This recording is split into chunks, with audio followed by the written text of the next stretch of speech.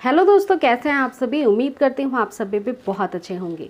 दोस्तों, pregnancy conceive नहीं हो रही है और बार बार आपके पीरियड्स आ जाते हैं और आप इस कारण से काफ़ी ज़्यादा उदास हो गई हैं, तो आपका ये जानना बहुत ज़रूरी है कि किस गलती के कारण आपको प्रेगनेंसी नहीं रुक रही है। और ये अक्सर हर महिला के साथ होता है जो प्रेगनेंसी कंसीव करने में काफ़ी ज़्यादा उनको समय लग जाता है या फिर प्रेगनेंसी लगातार कोशिश करने के बाद भी कंसीव नहीं हो पाती है। सबसे पहली चीज़ का ध्यान आपको ये रखना है फ्रेंड्स कि आपका शरीर जितना ज़्यादा स्वस्थ रहता है, आप जितनी ज़्यादा अपने शरीर की केयर करते हैं, उतनी ही जल्दी माँ बनने की संभावना भी बढ़ जाती है। और अगर पुरुषों के मुकाबले महिलाओं की मैं बात करूं तो महिलाओं के अंदर जो अंडे बनते हैं वो जल्दी से जल्दी अच्छी क्वालिटी के अंडे ख़त्म होने की संभावना ज़्यादा रहती है पुरुषों से ज़्यादा। इसलिए महिलाओं को अपनी देखभाल बहुत ज़्यादा करनी चाहिए अगर आपको प्रेगनेंसी कंसीव करने में दिक्कत हो रही है। आयुर्वेद के अनुसार बहुत सारी ऐसी हमारे शरीर के अंदर होने वाली विकृति जो होती है वो पीरियड्स के दौरान ही होती है। पीरियड्स में आपका केयर करना आपको बहुत ज़्यादा इम्पॉर्टेंट है। अगर आप प्रेगनेंसी ट्राई कर रही हैं और पीरियड्स ख़त्म होते ही प्रेगनेंसी की संभावना को बढ़ाना चाहती हैं, एक्चुअली में फ्रेंड्स जो आपके पीरियड्स आते हैं उस समय आपके शरीर के और ख़ास रूप से शरीर के अंदर यूट्रस की यानी आपके बच्चेदानी की सफाई होती है।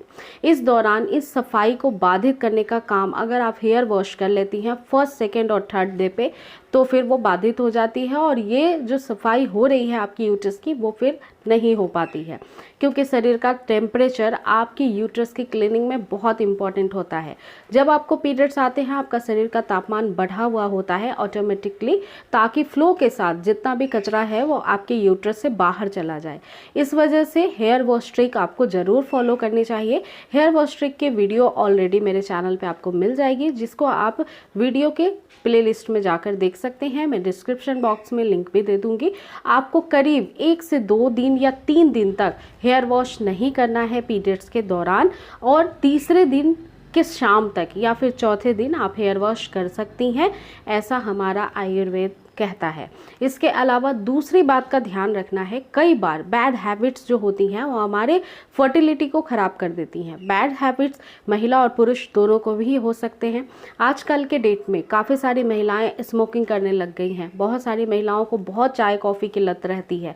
इन सब चीज़ों के सेवन से या बाहर का कोई खाना खा रहे हैं, सुबह सुबह आप चीनी वाली चाय पी रहे हैं जिसमें हाई कैलोरी होती है, तो ये सारी ही चीज़ें आपकी इनफर्टिलिटी को बढ़ाती है और आपके शरीर में इन्फ्लामेशन को पैदा करती है। कई बार दोस्तों जाने अनजाने आपकी यूट्रस में भी स्वेलिंग रहती है जिसके बारे में आपको पता ही नहीं चलता है, या बॉडी में कहीं पे भी स्वेलिंग अगर आती है तो हमारे जो दिनचर्या होती है इसमें जो हम खाते पीते हैं उसका पूरा असर हमारे बॉडी पे जाता है। इसलिए सुबह में उठते से ही चाय कभी भी खाली पेट ना पिए, कॉफ़ी का सेवन बिल्कुल ना करें, बैड हैबिट्स और जंक फूड से दूरी बनाए रखें और हो सके तो हाई कैलोरी वाली फूड भी आपको नहीं लेनी चाहिए। इसके अलावा तीसरी बात का ध्यान रखें कि कई सारी महिलाओं को इन्फेक्शन की प्रॉब्लम होती है। इन्फेक्शन रिपीटेशन बेस पे हो सकता है, क्योंकि अगर आपको इन्फेक्शन हो रहा है तो या तो आपके शरीर में डिहाइड्रेशन है, या तो आप हाइजीन मेंटेन नहीं करती हैं, या फिर कई बार फ्रेंड्स हार्मोनल चेंजेस होने की वजह से हार्मोन्स कई बार इतने ज़्यादा बिगड़ जाते हैं कि हमें इन्फेक्शन बार बार होता ही रहता है।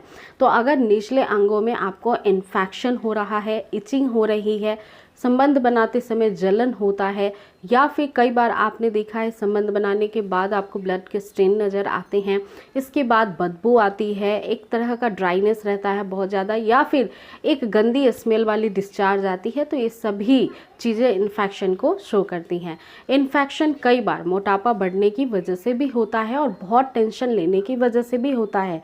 इसलिए आप स्ट्रेस फ्री रहिए, और अगर ऐसे कुछ भी प्रॉब्लम आप फेस कर रही हैं तो मेडिकेशन की तुरंत इम्पॉर्टेंट है, आपको ज़रूरत है और आपको डॉक्टर से मिलना ही चाहिए।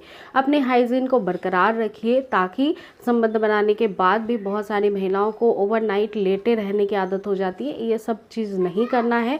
संबंध बनाने के 20 मिनट्स बाद ही या 30 मिनट्स बाद ही आपको अपने हाइजीन को मेंटेन रखना है। इसके अलावा फ्रेंड्स टिप नंबर 4 ये है कि कई बार हमारी सिलेंड्रिकल लाइफ हमारी इनफर्टिलिटी के रेशियो को बढ़ाती हैं। हम इतना ज़्यादा सिलेंड्रिकल हो जाते हैं कि दिन भर में जो आपके फिजिकल एक्टिविटी है वो अच्छे से नहीं हो पाती है। और इसको मेंटेन रखने के लिए, मैनेज करने के लिए किसी भी तरह का एक्सरसाइज आप नहीं कर पाते हैं।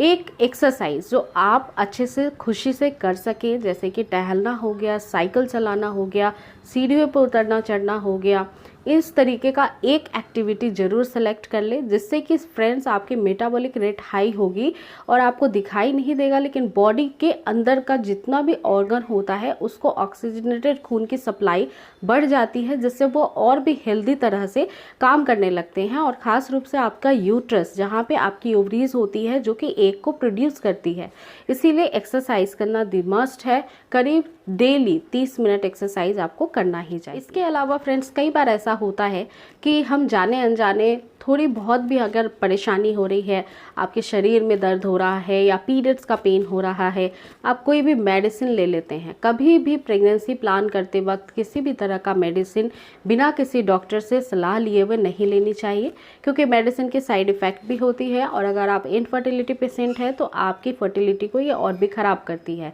इसीलिए अगर छोटी सी भी प्रॉब्लम है, सर्दी जुकाम है, फीवर है, तो भी एक अच्छे कंसल्टिंग के थ्रू ही, एक अच्छे डॉक्टर के गाइडलाइंस के थ्रू ही आपको मेडिसिन लेने चाहिए। क्योंकि प्रेगनेंसी प्लान करते वक्त या प्रेगनेंसी के दौरान आपको कुछ ऐसी ही मेडिसिन दी जाती हैं जिसकी डोजेस आपके होने वाले प्रेगनेंसी पे कोई नकारात्मक प्रभाव न डाले।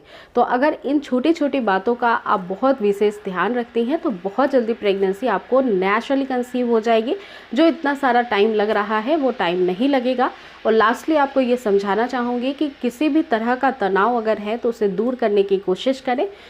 ओवर स्ट्रेस लेना भी हमारे इनफर्टिलिटी का कारण बन सकता है, प्रेगनेंसी कंसीव नहीं होने देता है। इसलिए टेंशन से जितनी दूर रहेंगे उतना ही ज़्यादा आपके लिए बेटर होगा और उतनी ही जल्दी आप प्रेग्नेंट होंगे। तो फ्रेंड्स, आज के लिए बस इतना ही। उम्मीद करती हूँ इस वीडियो से आपको बहुत ज़्यादा फ़ायदा मिलेगा। नेक्स्ट टाइम फिर से मिलूंगी। Thank you.